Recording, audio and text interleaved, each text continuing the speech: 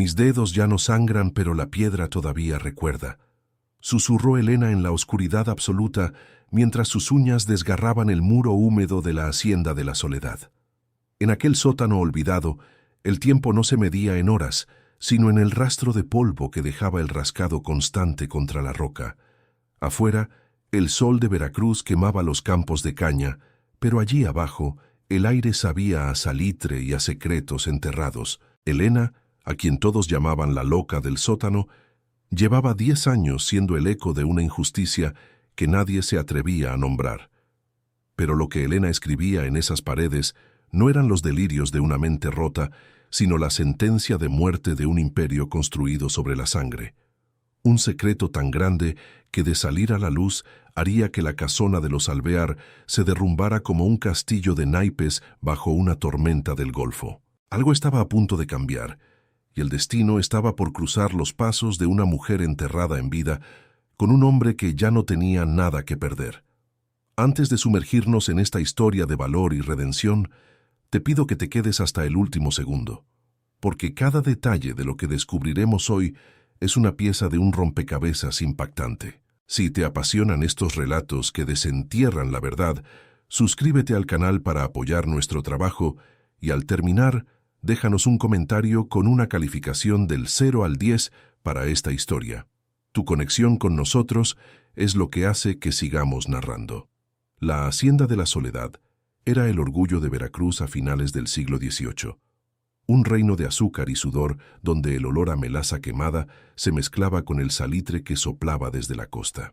Al frente de todo estaba don Rodrigo de Alvear, un hombre cuya elegancia gélida solo era superada por su crueldad. Don Rodrigo no gobernaba con la ley, sino con el látigo y el silencio. Para el mundo exterior, era un pilar de la fe y la industria. Para los que vivían bajo su mando, era una sombra que devoraba voluntades. En medio de este ambiente opresivo llegó Julián, un joven escribano que arrastraba los restos de su propia vida desde la Ciudad de México. Julián era un hombre que lo había perdido todo: su prestigio, su prometida y, lo que era peor, su fe en la justicia. Tras verse envuelto en un escándalo de corrupción donde la verdad fue vendida al mejor postor, Julián huyó hacia la costa buscando un lugar donde el alcohol y el trabajo administrativo le permitieran olvidar que alguna vez creyó en la rectitud. Su llegada a la Soledad fue gris, marcada por el desprecio de los capataces y la indiferencia de don Rodrigo. Julián solo era una herramienta más, alguien que pondría orden en los libros de contabilidad que acumulaban años de desidia. Su único vínculo con su pasado era un pequeño tintero de plata, un regalo de su padre que Julián acariciaba en las noches de insomnio, como si fuera un talismán de una religión que ya no practicaba. «Aquí no buscamos un juez, joven Julián», le dijo don Rodrigo el primer día, con una sonrisa que no llegaba a sus ojos de cristal. «Buscamos orden. Los números no mienten, pero a veces necesitan que alguien les enseñe a guardar silencio». Julián asintió, sintiendo el peso de su propia cobardía. Se sentía un cómplice, un engranaje más en una maquinaria que trituraba almas para producir azúcar. Pero la Soledad tenía un ritmo propio, un pulso que Julián empezó a sentir en las plantas de sus pies. Por las noches, cuando el silencio se apoderaba de la casona, un sonido persistente subía desde las profundidades. Un rasgueo rítmico, como si una criatura intentara cavar su salida hacia la libertad. Los criados se persignaban y aceleraban el paso. «Es la loca», susurraban en la cocina, «la que perdió el juicio cuando le quitaron al hijo. Don Rodrigo, en su infinita piedad, la mantiene ahí para que no se haga daño». Julián intentaba ignorar el sonido, refugiándose en las botellas de aguardiente que compraba a escondidas. Pero una noche, la curiosidad fue más fuerte que el miedo, o quizás fue el vacío en su pecho lo que lo empujó a buscar una respuesta.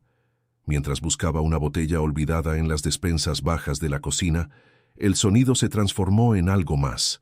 No era un ruido animal, era un canto, una melodía en yoruba, suave y ancestral, que emergía de las grietas del suelo de piedra. Era un canto que hablaba de ancestros y de ríos que nunca se secan. Julián se quedó paralizado, con el corazón golpeando sus costillas como un pájaro enjaulado. En ese momento, Una tormenta tropical de esas que parecen querer lavar los pecados de la tierra estalló sobre Veracruz. El cielo se abrió y el agua empezó a filtrarse por todas partes. «¡Escribano, despierte!», gritó Benigno, el capataz de la hacienda, un hombre cuya sola presencia olía a cuero viejo y a miedo. Benigno era el brazo ejecutor de don Rodrigo, alguien que disfrutaba del dolor ajeno con una parsimonia aterradora. «Los niveles inferiores se están inundando. Baje al sótano y asegúrese de que el grano no se eche a perder. Y no se distraiga con los ruidos, o le enseñaré yo mismo lo que es el verdadero silencio». Julián, temblando bajo la lluvia que ya inundaba los pasillos, tomó una lámpara de aceite y bajó las escaleras de piedra que conducían al vientre de la hacienda. El agua le llegaba a los tobillos y el frío se le metía en los huesos. Al fondo de un pasillo oscuro, tras una pesada puerta de madera reforzada con hierro, el canto se detuvo. Cuando Julián abrió la puerta, esperaba encontrar una celda inmunda y a una mujer deshecha por la locura. Lo que vio, sin embargo, lo dejaría sin aliento para siempre. La celda no estaba vacía. En el centro, sentada sobre un jergón de paja seco, estaba Elena. Tenía el cabello cano, largo como un manto de plata, y una piel que, a pesar de los años de encierro, conservaba una dignidad que Julián no había visto ni en las cortes más lujosas de la capital. Pero lo más impactante no era ella. Eran las paredes. A la luz de su lámpara, Julián vio que cada centímetro de la piedra estaba cubierto de una escritura minúscula y perfecta. Miles de nombres, fechas y descripciones. No eran garabatos de una loca, eran registros. Elena utilizaba trozos de carbón de la cocina y cuando no había más, la punta de sus propios dedos para tallar la verdad en la roca viva. «¿Quién eres?», preguntó Julián, con la voz quebrada por el asombro. Elena levantó la vista. Sus ojos eran profundos como el océano y estaban llenos de una lucidez aterradora. «Soy la que no pudieron borrar», respondió ella, con una voz que sonaba como el roce de dos piedras preciosas. «Y tú eres el hombre que trae la plata, pero tiene el alma de plomo». Julián se acercó a los muros fascinado y horrorizado al mismo tiempo. Sus ojos de escribano empezaron a descifrar lo que allí decía. 12 de mayo, 1782. Mateo, muerto en el Trapiche, registrado como fuga para cobrar el seguro de la corona. Sus dedos rozaron otra inscripción. 14 de agosto, cargamento de 50 almas fuera de registro, complicidad del puerto de San Juan de Ulúa. Pero eso era solo el comienzo. Elena no era una esclava que había perdido la razón. Era una cronista silenciosa que había convertido su prisión en la biblioteca de la infamia de los Alvear. Durante 10 años, había escuchado a través de los conductos de ventilación y las grietas de los muros. Había aprendido a leer y escribir en secreto con el antiguo párroco, y desde que fue encerrada por loca, se había dedicado a registrar cada crimen, cada robo y cada vida arrebatada por don Rodrigo. «¿Por qué haces esto?», susurró Julián, sintiendo que el suelo se movía bajo sus pies. «Porque la memoria es lo único que no pueden encadenar», dijo Elena, poniéndose de pie con una elegancia que desafiaba sus harapos. «Ellos creen que el sótano es mi tumba, pero es el lugar donde guardo sus pecados. Don Rodrigo no es el dueño de esta tierra, joven Julián. Él es un usurpador que camina sobre los huesos del verdadero heredero». Julián sintió un sismo interno. Aquella mujer poseía información que podría destruir a don Rodrigo de Alvear en un solo día, pero también comprendió por qué seguía viva. Don Rodrigo la mantenía ahí no por piedad, sino para tener cerca al único testigo de sus crímenes, esperando el día en que su mente realmente se quebrara. Sin embargo, Elena era más fuerte de lo que el villano jamás imaginó. «¿Sabes lo que pasaría si alguien viera esto?», preguntó Julián con las manos temblorosas. «Lo sé. Por eso Dios te envió hoy con esa lámpara», dijo Elena, señalando el pequeño tintero de plata que Julián llevaba sujeto al cinturón. «Esa plata puede ser tu salvación o tu condena. Puedes usarla para seguir ocultando la verdad en esos libros de cuentas falsos, o puedes usarla para darle voz a los que ya no la tienen». En ese momento, los pasos pesados de Benigno empezaron a resonar en la escalera. El tiempo se agotaba y el primer gran secreto de la soledad acababa de ser revelado ante los ojos de un hombre que solo quería olvidar. Julián sabía que, a partir de ese instante, su vida ya no le pertenecía. O se convertía en el instrumento de Elena, o terminaría de morir en aquel sótano junto a ella. Pero lo que Julián estaba por descubrir en la siguiente pared lo haría dudar de todo lo que creía saber sobre su propia familia. Lo que Elena había escrito allí no solo involucraba a don Rodrigo, sino que mencionaba un nombre que Julián conocía demasiado bien. Y eso era solo el comienzo de una pesadilla que apenas empezaba a desvelarse. El nombre Santillana brillaba bajo la luz vacilante de la lámpara como si hubiera sido tallado con fuego y no con carbón. Julián sintió que el aire se volvía sólido en sus pulmones. No podía ser coincidencia. El juez Santillana era el hombre que, con una sola firma manchada de soborno, había destruido la carrera de su padre y enviado a Julián al exilio emocional en el que ahora se arrastraba. Ver ese nombre allí, en el muro de una esclava loca en el corazón de Veracruz, era como si el destino le diera una bofetada para despertarlo de su letargo de aguardiente. «¿Conoces ese nombre, verdad, escribano?» La voz de Elena era apenas un susurro, pero cortaba el aire como una navaja. Él es el nudo que ata la soga al cuello de todos nosotros. Don Rodrigo no solo le envía azúcar, le envía el silencio de los que mueren aquí, para que él pueda seguir dictando leyes en la capital. Julián no pudo responder.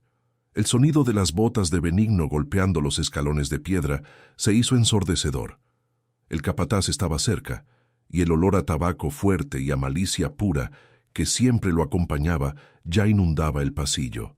Julián reaccionó por puro instinto. Se giró hacia los sacos de grano que empezaban a flotar en el agua turbia de la inundación y fingió estar luchando por moverlos. «¡Escribano!», ladró Benigno desde la entrada, con el látigo enrollado en la cintura como una serpiente dormida. Le dije que revisara las provisiones, no que se quedara contemplando las sombras. ¿Qué está haciendo ahí parado como un pasmado?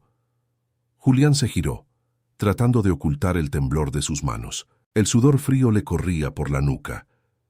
El agua está subiendo más rápido de lo que pensaba, señor Benigno.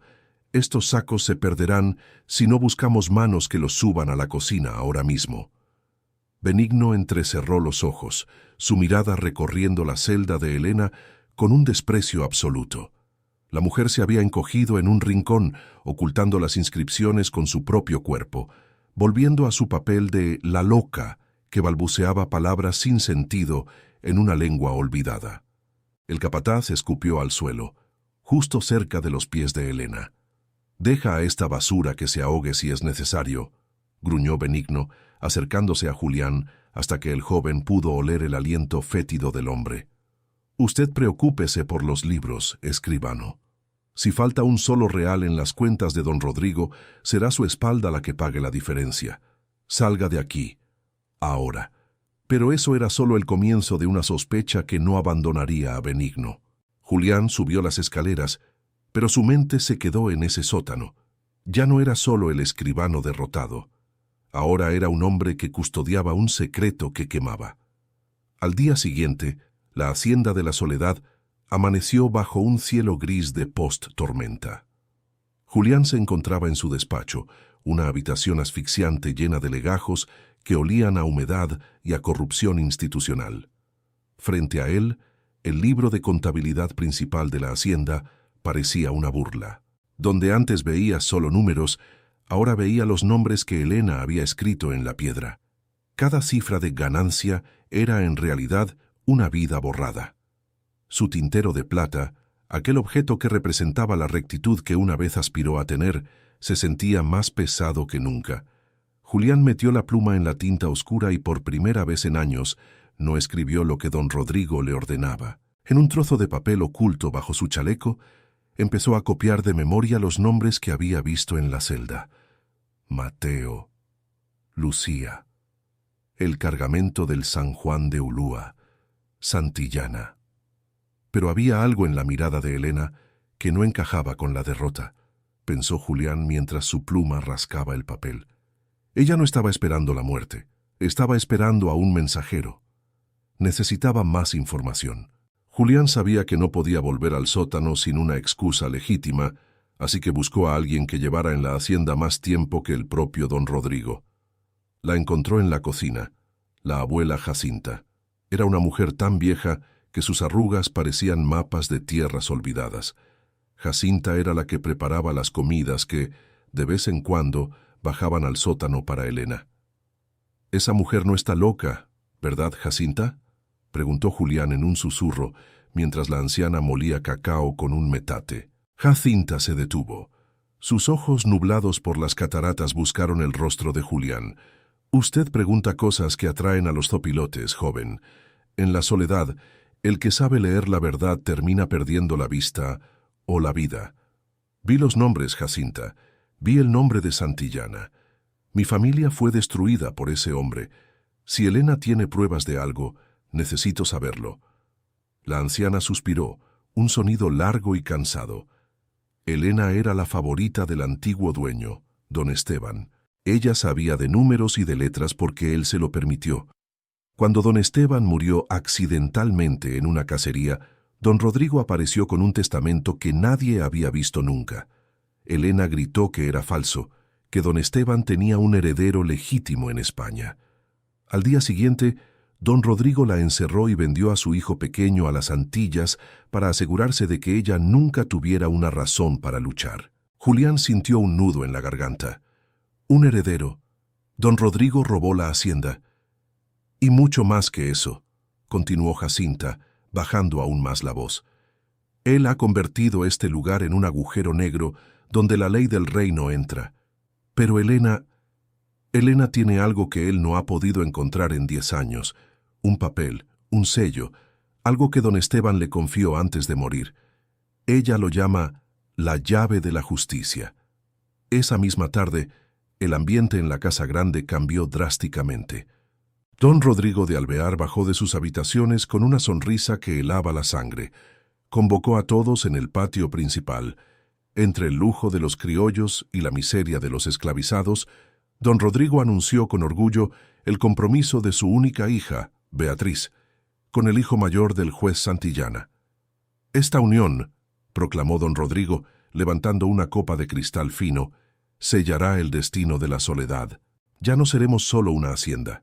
Seremos el pilar sobre el que se sostendrá la justicia de esta provincia.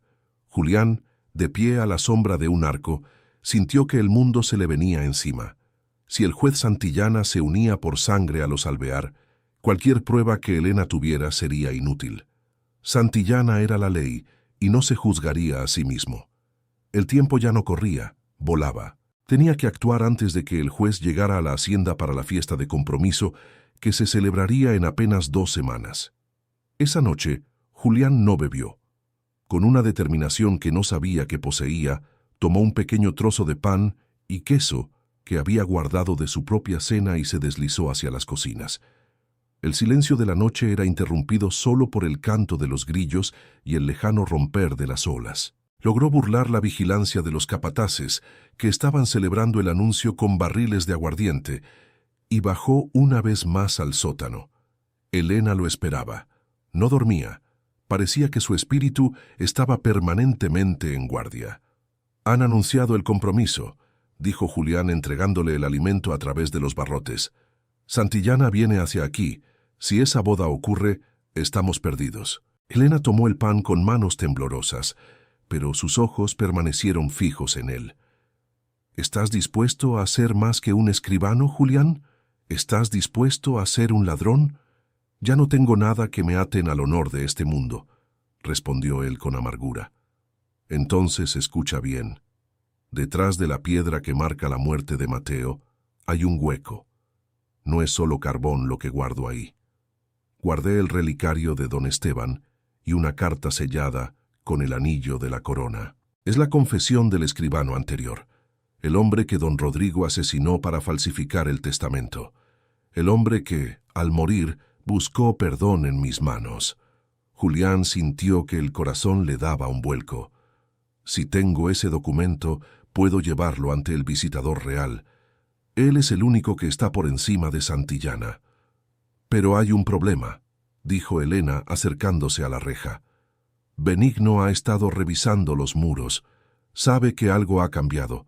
Sabe que tú has estado aquí. No puedes sacar ese papel ahora. Él te atraparía en la escalera y te mataría antes de que pudieras ver la luz del sol. Entonces, ¿qué hacemos? Usa tu tintero, susurró Elena. Copia el contenido de la carta. Si Benigno te encuentra, solo encontrará una copia, un borrador. Pero si logras sacar la información, tendremos una oportunidad. La prueba física debemos guardarla para el momento del clímax, cuando todos estén mirando. Julián asintió. Se sentó en el suelo húmedo. Abrió su tintero de plata y bajo la luz de una vela que Elena había ocultado durante años, empezó a transcribir la verdad más peligrosa de la Nueva España. Cada palabra era un clavo en el ataúd de don Rodrigo.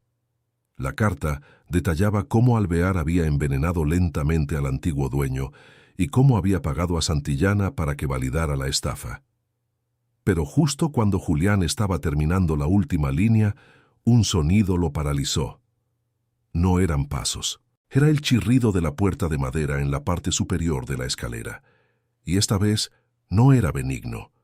Era una voz suave, pero cargada de una autoridad letal. Era don Rodrigo en persona. «Sé que estás ahí abajo, joven Julián», dijo la voz de don Rodrigo, resonando en el pasillo como un trueno distante. «Siempre supe que tu curiosidad sería más grande que tu instinto de supervivencia. Es una lástima. Realmente necesitaba un buen escribano». Julián miró a Elena. Ella, con un movimiento rápido, le arrebató el papel original y lo ocultó de nuevo tras la piedra. «Corre», le susurró, «por el conducto de la ventilación. Es estrecho, pero un hombre de tu tamaño puede lograrlo. Lévate la copia». Julián no tuvo tiempo de dudar. Metió la copia en su bota, agarró su tintero y se lanzó hacia el pequeño hueco en la pared superior que servía para que el aire circulara mínimamente en aquel agujero. Mientras se arrastraba por la oscuridad, escuchó cómo don Rodrigo entraba en la celda de Elena. «¿Dónde está Elena?», preguntó don Rodrigo con una calma aterradora. «Sé que le diste algo. ¿O acaso quieres que te cuente qué fue lo último que dijo tu hijo antes de que el barco zarpara hacia las islas?» El grito de dolor de Elena rompió el alma de Julián, pero no se detuvo. Tenía que salir. Tenía que sobrevivir. Porque ahora él no era solo un hombre con una copia de una carta. Era el único testigo de que la loca del sótano era la mujer más cuerda y valiente de todo Veracruz. Y es aquí donde la historia toma un giro que nadie esperaba. Porque mientras Julián salía a la superficie, cubierto de barro y hollín, se dio cuenta de que el carruaje del juez Santillana ya estaba entrando por el portón principal de la hacienda. El enemigo no estaba llegando en 2 semanas, estaba allí, ahora mismo. Julián se escondió tras los arbustos del jardín, viendo cómo don Rodrigo salía a recibir al juez con un abrazo fraternal. 2 monstruos estrechándose la mano sobre un cementerio de secretos. Julián apretó el papel en su bota y el tintero en su mano. La batalla por la soledad acababa de empezar, y él estaba solo. Pero lo que Julián no sabía era que en la cocina, la abuela Jacinta ya estaba preparando algo más que comida. El fuego de la rebelión se estaba encendiendo, y un pequeño descuido de Benigno estaba a punto de abrir una grieta en el imperio de los Alvear que nada podría cerrar. ¿Lograría Julián entregar la prueba antes de ser capturado? ¿O el poder de Santillana y Alvear sería suficiente para enterrar la verdad para siempre junto con Elena? El tiempo se agotaba y el aire de Veracruz empezaba a oler, no a azúcar, sino a pólvora y a justicia inminente. Julián observaba desde la oscuridad de los matorrales cómo los 2 hombres más poderosos de su mundo se fundían en un abrazo que olía a traición y a muerte.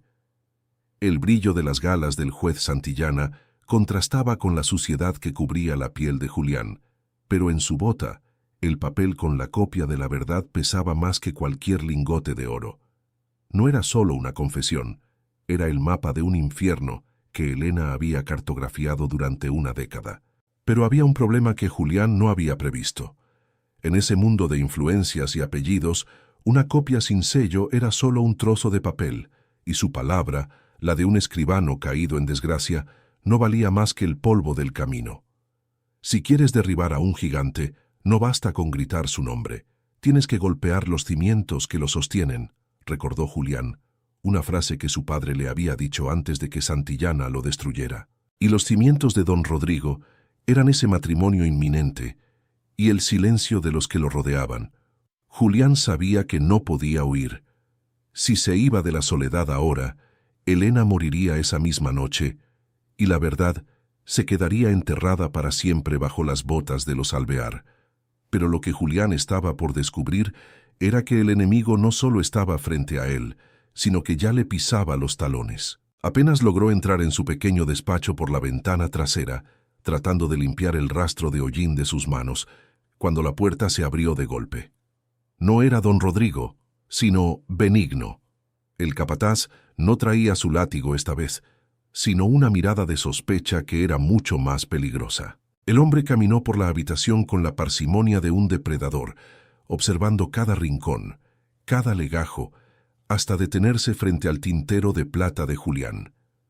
«Usted es un hombre de mucha fe, escribano», dijo Benigno, acariciando la plata del tintero con un dedo calloso. «Una fe extraña para alguien que terminó trabajando en este agujero. Dígame, ¿por qué huele usted a humedad y a ceniza? ¿Acaso ha estado buscando algo que no le pertenece en los rincones más profundos de la casona?» Julián sintió que el papel en su bota le quemaba la piel. «He estado revisando las bodegas como usted me ordenó. El agua de la tormenta dejó un desastre y quería asegurarme de que los archivos no se perdieran». Benigno se acercó a él, invadiendo su espacio personal. «Curioso, porque encontré rastro de barro fresco en la escalera del sótano y la celda de la loca estaba cerrada por fuera, pero con señales de que alguien estuvo rascando el aire. Don Rodrigo no tolera a los que husmean, y yo no tolero a los que me mienten en la cara». Pero antes de que Benigno pudiera llevar su amenaza más allá, el sonido de una campana resonó desde la casa grande. Era el llamado para la cena de gala. El capataz soltó una risa seca y le dio un golpe en el hombro a Julián que lo hizo tambalear. «Vaya, vístase con su mejor traje de perdedor, escribano. El señor requiere que esté presente para tomar nota de los acuerdos del compromiso. Pero no se sienta cómodo. En cuanto los invitados se vayan, usted y yo tendremos una conversación muy diferente». Julián se quedó solo, temblando. Sabía que el tiempo se le había acabado. Tenía que contactar al visitador real, don Melchor de la Cruz, un hombre conocido por su rectitud casi fanática, pero que siempre estaba rodeado de la escolta de don Rodrigo. ¿Cómo acercarse a él sin que Santillana o Alvear se dieran cuenta? La respuesta llegó en forma de una pequeña nota, que encontró debajo de su almohada cuando fue a cambiarse. «El jardín de las estatuas, a la medianoche, traiga la luz». La letra era de la abuela Jacinta, pero eso era solo el comienzo de una noche que se convertiría en un laberinto de espejos. La cena de compromiso fue un despliegue de opulencia que insultaba a la miseria que rodeaba la hacienda. Mientras los esclavizados servían bandejas de plata cargadas de manjares, don Rodrigo y el juez Santillana brindaban por un futuro que Julián sabía que estaba construido sobre cadáveres. Julián permanecía en un rincón, con su pluma y su papel, fingiendo tomar notas, pero sus ojos no se apartaban de don Melchor, el visitador real. Don Melchor era un hombre de avanzada edad, con una mirada que parecía atravesar las máscaras de los presentes. En un momento de la noche, el visitador se quejó del calor y se retiró hacia la terraza. Julián vio su oportunidad. Se deslizó entre los invitados, evitando la mirada de Benigno, que lo vigilaba desde la entrada del salón como un perro de presa. «Excelencia», susurró Julián acercándose al anciano en la penumbra de la terraza. Don Melchor se giró, sorprendido. «¿Quién es usted?» «¿Un sirviente?» «Soy Julián de Silva, escribano, y traigo un mensaje de alguien que lleva 10 años enterrada viva en esta hacienda». Julián no le entregó la copia. Sabía que si lo hacía y era capturado, el visitador podría ser comprometido. En lugar de eso, usó su tintero de plata. «Si busca la verdad sobre la soledad, no la encontrará en los libros que yo escribo. La encontrará escrita en las paredes del sótano. Busque el nombre de su sobrino, Esteban de la Cruz. El rostro de don Melchor se volvió de piedra. Esteban de la Cruz era el antiguo dueño de la hacienda, el hombre que don Rodrigo decía haber sucedido legalmente. ¿Qué sabe usted de mi sobrino? Él murió en un accidente. No fue un accidente, Excelencia. Y la prueba física, el testamento real y el relicario de su familia están en manos de una mujer a la que llaman loca para que nadie escuche su testimonio. Pero apresúrese, porque don Rodrigo planea trasladarla o silenciarla para siempre en cuanto termine esta fiesta. Y es aquí donde la historia dio un vuelco que Julián no esperaba. Justo cuando don Melchor iba a responder, la figura de don Rodrigo apareció en el umbral de la terraza. Su sonrisa era más gélida que nunca. Veo que mi escribano está entreteniendo a su excelencia con sus historias de la capital. Julián tiene una imaginación muy fértil, ¿no es así? Don Melchor recuperó la compostura con una maestría que solo los años en la corte otorgan. Solo me hablaba de la calidad de la caña de este año, don Rodrigo, un joven muy eficiente. Rodrigo tomó a Julián por el brazo. Su agarre era como una tenaza de hierro. Me alegra oírlo. Pero ahora, Julián, necesito que vayas a la bodega de herramientas. Benigno dice que hay un problema con el inventario que solo tú puedes resolver. Ahora mismo. Julián miró a don Melchor, una súplica muda en sus ojos. El visitador asintió casi imperceptiblemente. Julián sabía que el mensaje había llegado, pero también sabía que acababa de firmar su sentencia de muerte. Benigno no lo esperaba en la bodega para contar herramientas. Lo esperaba para que nunca volviera a escribir una palabra. Mientras caminaba hacia la oscuridad de los patios traseros, Julián sintió el peso del tintero en su mano. Era su única arma. Pero lo que no sabía era que Elena, en su celda, ya había empezado el movimiento final. Ella había pasado la noche rascando no la piedra, sino el mortero de la puerta de madera que la inundación había debilitado. El encuentro en la bodega fue brutal. Benigno lo esperaba con dos de sus hombres más fieles. Se acabó el juego, escribano. Don Rodrigo ya no necesita un tintero de plata. Necesita un ejemplo de lo que pasa con los traidores. Julián retrocedió hasta quedar contra la pared, pero en ese momento un grito desgarrador cruzó el aire de la hacienda. No era un grito de dolor, sino un canto de guerra.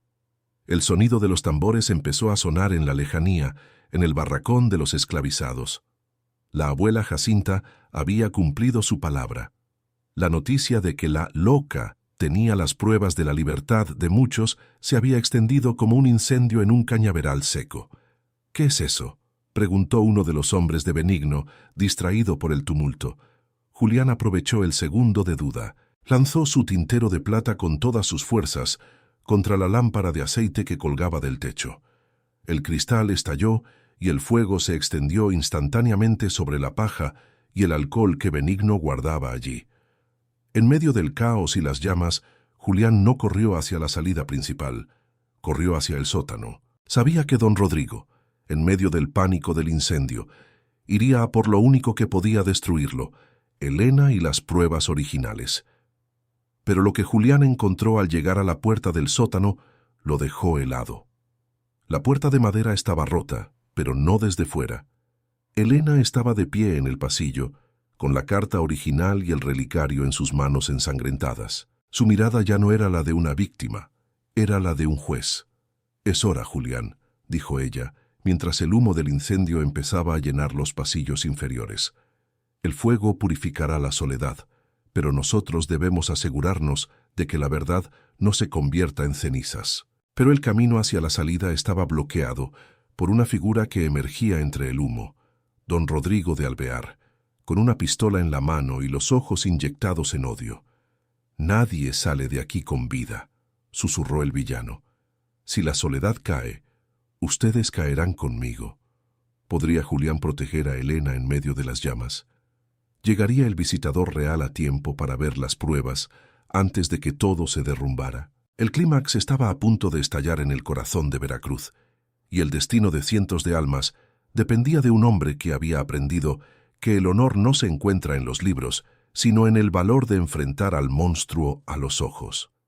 El clic del martillo de la pistola de don Rodrigo resonó en el pasillo como el veredicto de una sentencia de muerte. El humo denso y negro, se arrastraba por el techo como una criatura viva, mientras el calor del incendio en las plantas superiores empezaba a cuartear el yeso de las paredes. Don Rodrigo, con el rostro desencajado y la elegancia perdida entre manchas de hollín, apuntaba directamente al pecho de Elena. Julián dio un paso al frente, interponiéndose entre el arma y la mujer que custodiaba la única verdad que quedaba en la soledad. «Apártate, escribano», gruñó Rodrigo, con una voz que ya no era la de un varón ilustrado, sino la de un animal acorralado. «Esa mujer es de mi propiedad, y lo que lleva en las manos es propiedad de la hacienda. Entrégame esa carta ahora mismo, y quizás te deje morir fuera de estos muros». Julián sintió el sudor frío mezclarse con las cenizas que caían del techo. Por primera vez en su vida, el miedo no lo paralizaba. El tintero de plata que llevaba en el cinturón, el símbolo de su antigua fe en la justicia, se sentía como un ancla de realidad en medio de aquel infierno. «Usted ya no es dueño de nada, Alvear», respondió Julián, su voz resonando con una firmeza que sorprendió incluso a Elena. «El visitador real está ahí fuera, y ya sabe que su imperio es una estafa. Usted no mató solo a un hombre, intentó matar la historia de todo un pueblo, pero la piedra no olvida». Elena, con una calma que helaba la sangre, dio un paso al lado de Julián. Sus ojos, que habían pasado 10 años en la penumbra, brillaban ahora con la luz de las llamas que devoraban la casona. Extendió la carta original, el papel amarillento que contenía la confesión del antiguo escribano y el sello de la corona. «Dispara, Rodrigo», dijo Elena, y su voz sonó como el eco de todos los que habían muerto en el trapiche. «Mátame aquí, en este pasillo oscuro, pero no puedes matar el fuego que ya ha saltado a los barracones. No puedes dispararle a los tambores que están sonando en tu puerta. Tu tiempo se ha terminado, y el mío apenas comienza». Pero lo que sucedió a continuación fue algo que ninguno de los tres esperaba. Un estruendo sacudió los cimientos de la casa. No era el fuego, sino las puertas principales de la mansión siendo derribadas. Los gritos de los hombres de Benigno se mezclaban con el clamor de cientos de voces que coreaban un nombre. «Elena». La rebelión que la abuela Jacinta había encendido ya no era un pequeño foco de resistencia. Era un torrente humano que reclamaba justicia. Don Rodrigo vaciló. El arma en su mano tembló por un segundo al escuchar que su ejército privado estaba siendo superado. En ese instante de duda, Julián se lanzó sobre él. No buscaba quitarle el arma, sino desequilibrarlo. Ambos cayeron al suelo mientras el humo se volvía tan denso que era casi imposible respirar. Elena aprovechó el caos para correr hacia la salida secreta de la cocina, la misma por la que Julián había entrado tantas veces en secreto. «Elena, vete», gritó Julián luchando con Rodrigo en el suelo. «Lleva el documento al visitador». Rodrigo logró golpear a Julián con la culata de la pistola, dejándolo aturdido. El villano se puso de pie, jadeando, pero ya no miraba a Julián. Sus ojos estaban fijos en la carta que Elena protegía contra su pecho mientras desaparecía por el pasillo. Rodrigo se lanzó tras ella, olvidando el incendio, olvidando su propia seguridad. Solo le importaba borrar la prueba de su usurpación. Pero había algo que Rodrigo no sabía. El incendio que Julián había provocado en la bodega de herramientas se había extendido por los conductos de ventilación, los mismos que Elena había usado para escuchar durante años. El sótano, que había sido su prisión, se estaba convirtiendo en una chimenea gigante. Julián, recuperando el aliento, se puso de pie y corrió tras ellos. El salón principal de la hacienda era ahora un escenario de guerra. Los invitados de gala, vestidos de seda y encaje, huían despavoridos entre el humo, mientras don Melchor, el visitador real, permanecía de pie junto al juez Santillana, quien intentaba desesperadamente escoltarlo hacia los carruajes. «¡Excelencia!». El grito de Elena cortó el caos del salón. Ella emergió entre el humo como un fantasma del pasado. Sus harapos, su cabello blanco y su piel marcada por el salitre llamaron la atención de todos.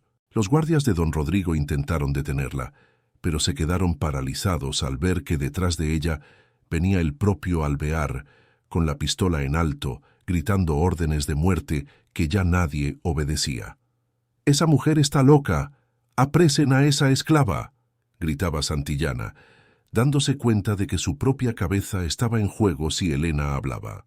Elena llegó hasta los pies del visitador real y se arrodilló no por sumisión, sino para entregar el tesoro que había guardado por una década. «No estoy loca, Excelencia. Soy la memoria de Esteban de la Cruz, su sobrino. Y aquí tiene la prueba de que el hombre que lo invitó a cenar hoy es el asesino de su propia sangre». Don Melchor tomó la carta con manos temblorosas. Sus ojos recorrieron rápidamente el contenido. Los sellos falsificados, la confesión de la compra de tierras ilegales y, sobre todo, el nombre de Santillana como cómplice necesario en la estafa. El silencio que se hizo en el salón fue más pesado que el humo del incendio. «Rodrigo de Alvear», dijo el visitador con una voz que resonó como un trueno, «explique este documento que lleva el sello personal de mi familia». Rodrigo, viéndose perdido, apuntó su arma directamente al visitador. «Ese documento no vale nada en una casa que está ardiendo. Santillana, haz algo. Ordena a tus hombres que disparen». Pero el juez Santillana, el hombre que siempre sabía hacia dónde soplaba el viento, dio un paso atrás, dejando a Rodrigo solo en medio del salón. «Yo no tengo nada que ver con los delirios de este hombre, Excelencia. Si ha cometido crímenes, que caiga sobre él todo el peso de la ley». La traición fue el golpe final para Rodrigo. El hombre que lo había tenido todo se dio cuenta de que el poder que nace de la corrupción muere en la soledad. Antes de que pudiera apretar el gatillo, Julián entró en el salón, cubierto de hollín, y se colocó junto a Elena. «Su justicia se terminó, Alvear», dijo Julián. «Mire a su alrededor». Por las ventanas rotas del salón, Rodrigo pudo ver que su hacienda ya no le pertenecía. Cientos de hombres y mujeres, liderados por la abuela Jacinta, rodeaban la casa grande.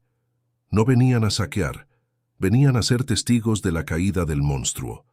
El ejército de capataces de Benigno había huido o se había unido a la multitud al ver que el visitador real estaba presente.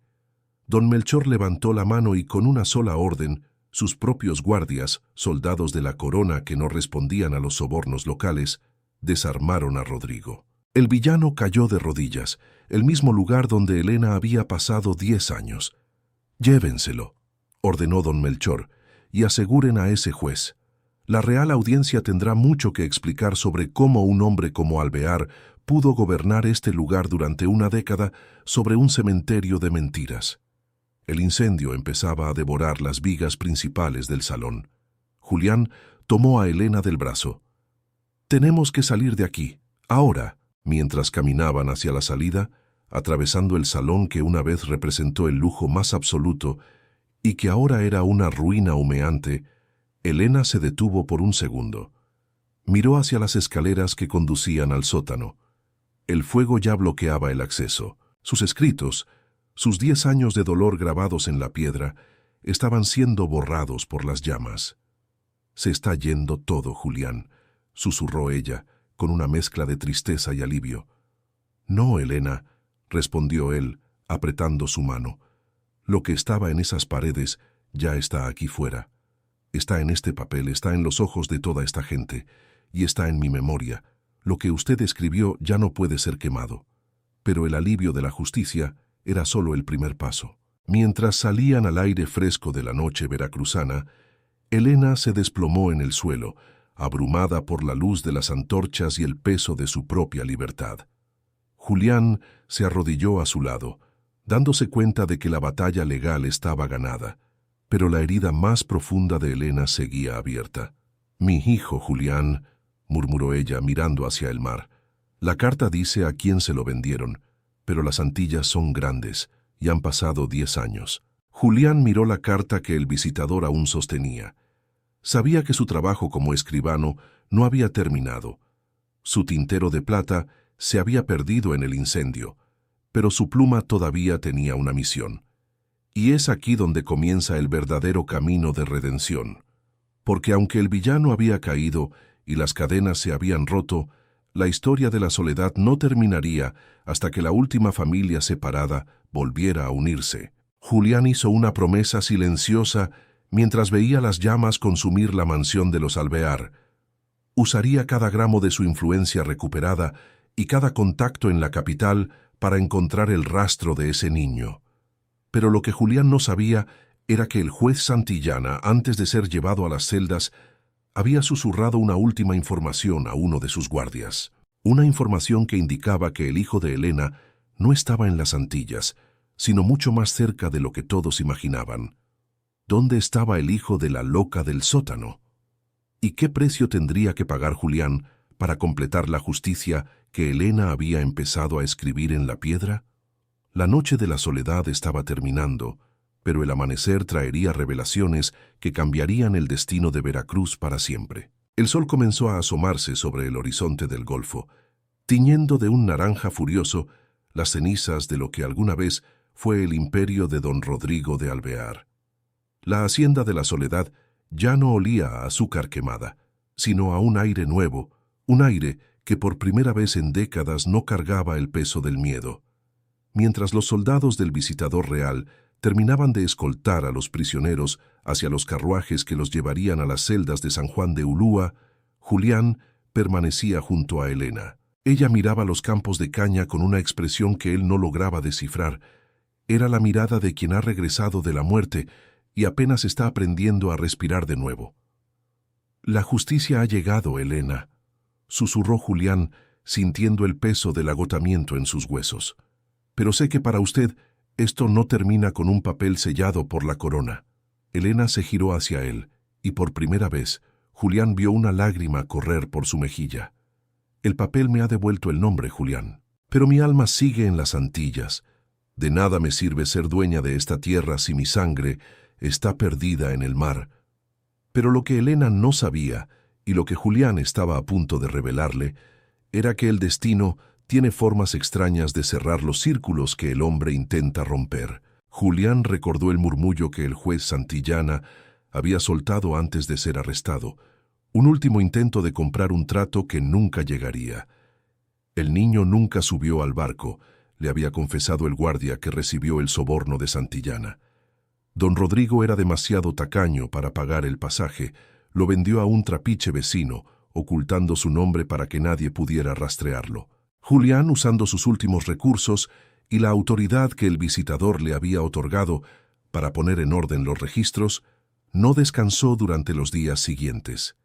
Investigó cada libro de ventas ilegal, cada nota de entrega oculta en las propiedades colindantes.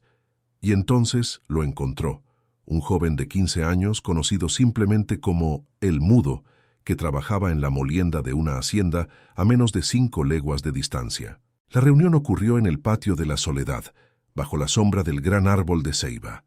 Cuando el joven llegó, Julián vio en sus ojos la misma lucidez aterradora que definía a Elena. El muchacho no era mudo, simplemente había aprendido que el silencio era su único refugio en un mundo de lobos. Cuando Elena lo vio caminar hacia ella, el tiempo se detuvo.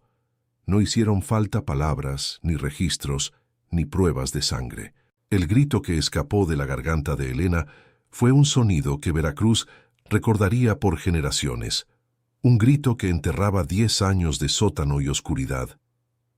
«Madre», fue la única palabra que el joven pronunció, quebrando un silencio de una década. Pero eso era solo el comienzo de la reconstrucción. Julián, que una vez llegó a la Soledad buscando un rincón donde morir de cobardía, encontró en la reconstrucción de la hacienda su verdadera vocación. Usó sus conocimientos de leyes y administración para ayudar a Elena a transformar el lugar. La hacienda de la Soledad cambió de nombre, ahora se llamaba La Aurora. Ya no era un imperio de esclavitud, sino una comunidad donde cada hombre y mujer trabajaba su propia parcela de tierra bajo un régimen de libertad real que Julián ayudó a redactar y legalizar ante la Real Audiencia. Julián nunca regresó a la Ciudad de México. No necesitaba el prestigio de las cortes ni la aprobación de la élite que una vez lo traicionó. Su tintero de plata, que había sido devorado por el incendio, fue reemplazado por uno de barro hecho por las manos de los niños de la hacienda.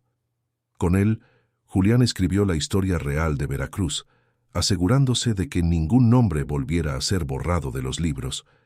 Meses después, Julián bajó por última vez al sótano de la casona. El lugar estaba limpio, el aire circulaba libremente y la humedad ya no olía a encierro. Las paredes, aquellas piedras que una vez fueron el único registro de la infamia, estaban ahora lisas y blancas. Elena las había mandado a lavar con cal, no para olvidar el pasado, sino para declarar que la oscuridad ya no tenía lugar allí. «Ya no hay nada que escribir aquí abajo, Julián», dijo Elena, apareciendo en la entrada con su hijo a su lado. «Ahora la historia se escribe bajo el sol». Julián asintió, mirando el espacio vacío donde antes estaba el nombre de Santillana. «El silencio es la celda más profunda, Elena, pero usted nos enseñó que la verdad siempre encuentra una grieta por donde filtrarse. Aunque intenten enterrarla bajo capas de piedra y olvido, siempre habrá una mano dispuesta a escribirla de nuevo». La escena final nos muestra a Elena y a Julián sentados en el porche de la casa, viendo cómo los antiguos esclavizados, ahora hombres libres, gestionan sus propias vidas. El sol de Veracruz brilla con una intensidad que ya no quema, sino que ilumina. La lección es clara: la justicia puede tardar y el precio de la verdad puede ser inmenso, pero una vez que la luz entra en el sótano, la oscuridad ya no puede reclamar su lugar. Si esta historia te ha conmovido y te ha recordado que la esperanza puede sobrevivir, incluso en las condiciones más extremas, te invito a que te suscribas al canal. Tu apoyo nos permite seguir rescatando estas narrativas de valor y redención que el tiempo intenta ocultar.